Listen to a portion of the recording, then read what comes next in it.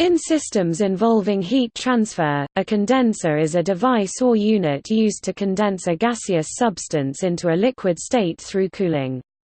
In so doing, the latent heat is released by the substance and transferred to the surrounding environment.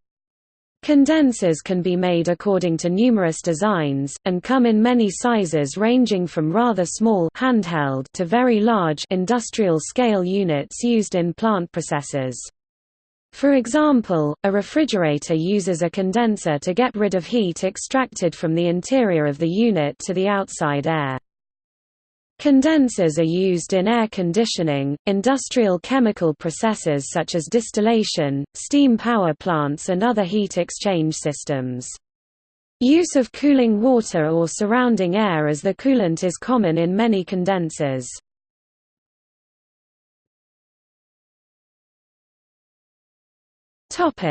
History. The earliest laboratory condenser, a Gegenstromkühler counter-flow condenser, was invented in 1771 by the Swedish-German chemist Christian Weigel. By the mid-19th century, German chemist Justus von Liebig would provide his own improvements on the preceding designs of Weigel and Johann Friedrich August Gottling, with the device becoming known as the Liebig condenser.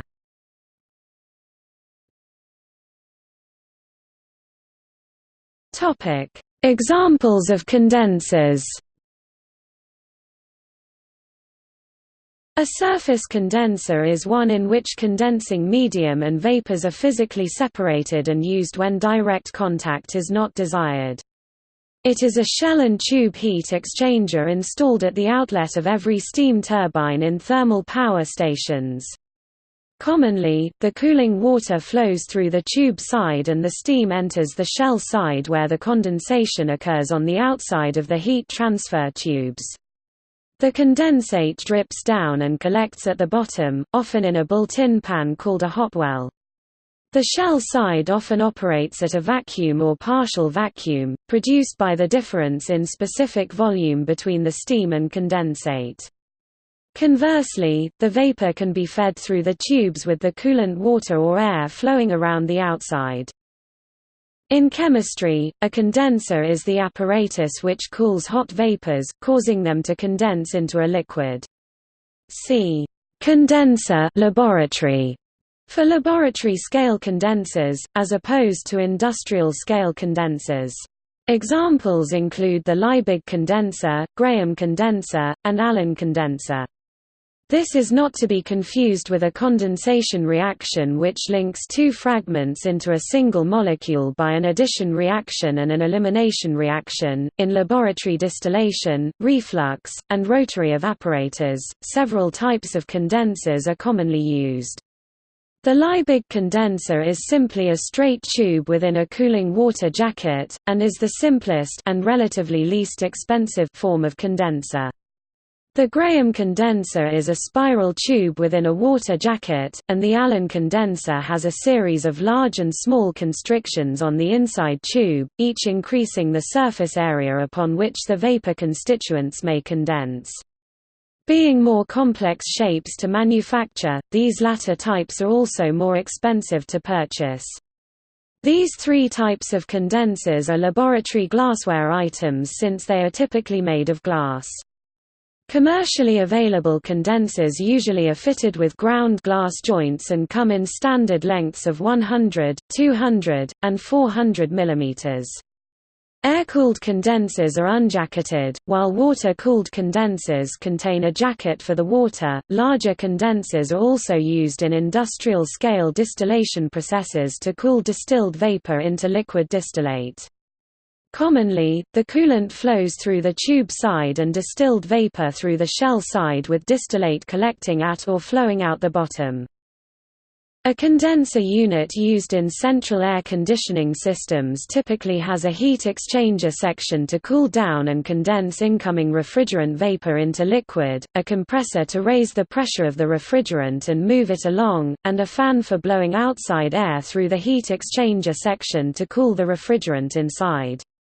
A typical configuration of such a condenser unit is as follows: the heat exchanger section wraps around the sides of the unit with the compressor inside.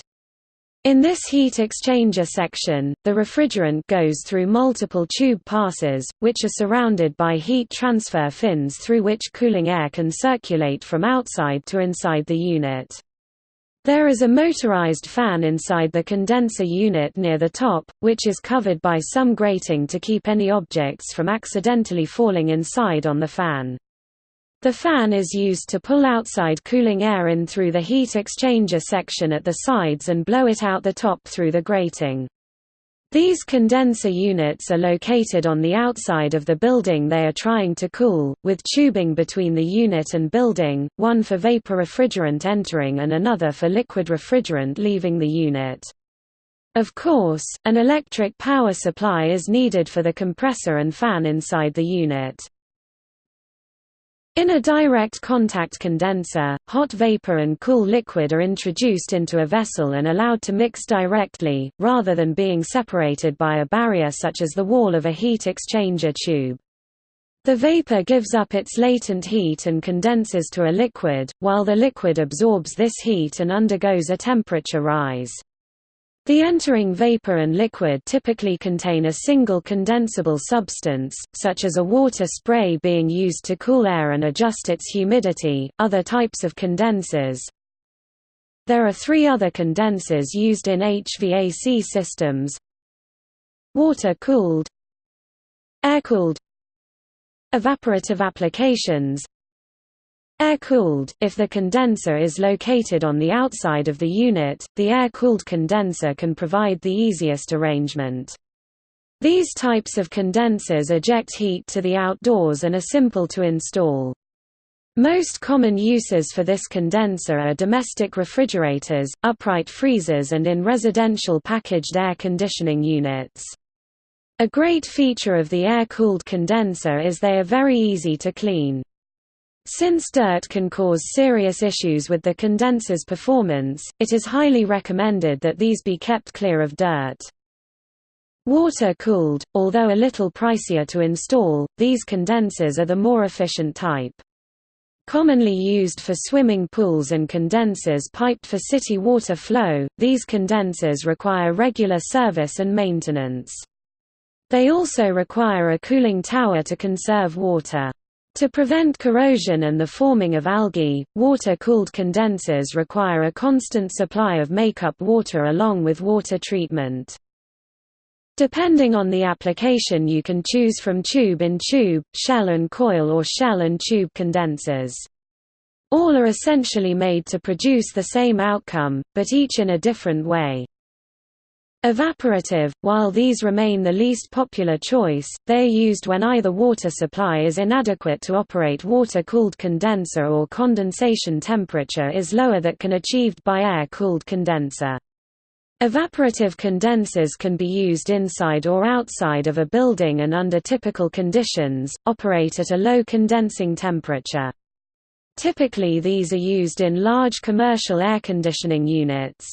Although effective, they are not necessarily the most efficient.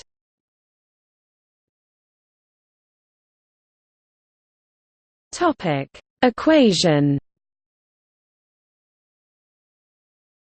For an ideal single-pass condenser whose coolant has constant density, constant heat capacity, linear enthalpy over the temperature range, perfect cross-sectional heat transfer, and zero longitudinal heat transfer, and whose tubing has constant perimeter, constant thickness, and constant heat conductivity, and whose condensable fluid is perfectly mixed and at constant temperature, the coolant temperature varies along its tube according to theta x equals T H minus T x T H minus T 0 equals E minus N T U equals E minus H P X M C equals E minus G X M C L display style theta x equals frac t underscore h t x t underscore h t 0 equals e caret ntu equals e caret frac hpx dot m c equals e caret frac gx dot m cl, where x is the distance from the coolant inlet, T x is the coolant temperature, and T 0 the coolant temperature at its inlet. Th is the hot fluid's temperature. NTU is the number of transfer units. M is the coolant's mass or other flow rate. C is the coolant's heat capacity at constant pressure per unit mass or other. H is the heat transfer coefficient of the coolant tube. P is the perimeter of the coolant tube. G is the heat conductance of the coolant tube, often denoted UA. L is the length of the coolant tube.